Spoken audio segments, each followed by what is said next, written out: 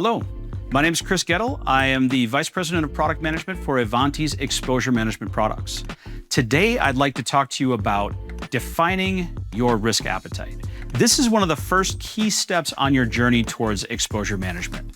Now, when we talk about that, think about the different vulnerabilities or exposures that you encounter in your environment on a regular basis. You will have things like operating system vulnerabilities. You'll have browser vulnerabilities. You may have vulnerabilities in web services or other network security appliances within your organization. Each of those is an opportunity to define a risk appetite. So let's take an example. Operating system is a very easy one. We know that operating system updates are going to come out regularly. Patch Tuesday is a good example. Microsoft releases their updates every month at a regular interval.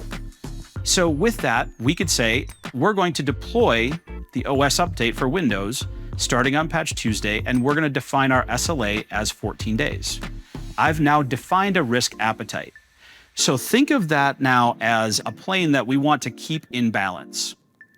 That risk appetite just set up our boundaries. Now we can start to monitor the risk level. And what we want to do is make sure that we're keeping that risk level within our risk appetite. Go too far one way or the other, and we start to tip outside of the risk levels that we've deemed required for our operational environment. So once we've got that defined, we've got our boundaries set up, now we're prepared. Any new finding that comes in is automatically going to fall into place in one of our defined risk appetites. If we decide that we want to define a risk appetite for when we want to handle a 0-day, a vulnerability that's already being exploited may drive us to try to remediate faster.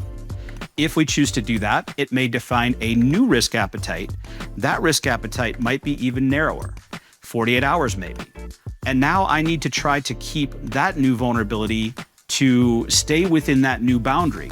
What I've done though is made it so any new finding that comes in, I've got very few decisions that need to be made to understand exactly how we want to execute and resolve those exposures within our environment.